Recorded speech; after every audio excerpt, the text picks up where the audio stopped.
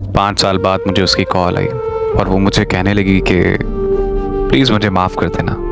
मैंने तुम्हारे साथ बहुत गलत किया जिसकी सज़ा मुझे अभी तक मिल रही है। लेकिन यार मेरा यकीन मानो कि हालात मेरे बस में नहीं थे। एक तरफ मेरे घर वालों की इज़्ज़त थी और दूसरी तरफ हमारी मोहब्बत। मैं घर वालों की इज़्ज़त ख़राब करके हमारी मोहब्बत को आबाद नहीं कर सकती थी।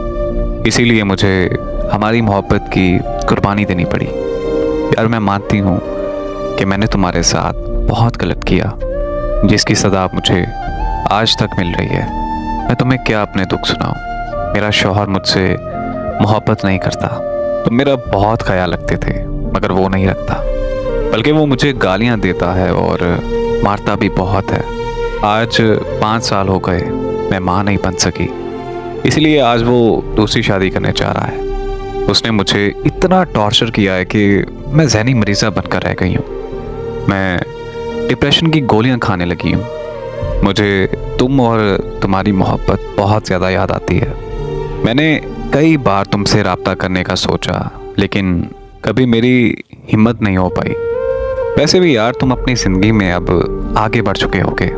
मैं बस अपनी ज़िंदगी के आखिरी लम्हात में तुमसे माफ़ी मांगना चाहती हूँ और मैं ये बताना चाहती हूँ कि मैं आज भी तुमसे बहुत ज़्यादा मोहब्बत करती हूँ। इससे पहले कि मैं कुछ बोलता और उसकी कॉल बंद हो गई और फिर दोबारा मेरा कभी उससे रब्ता नहीं हो सका।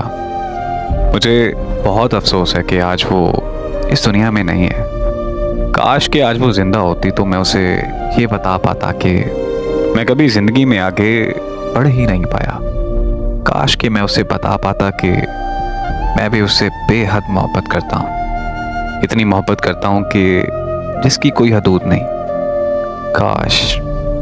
काश कि आज तुम जिंदा होती।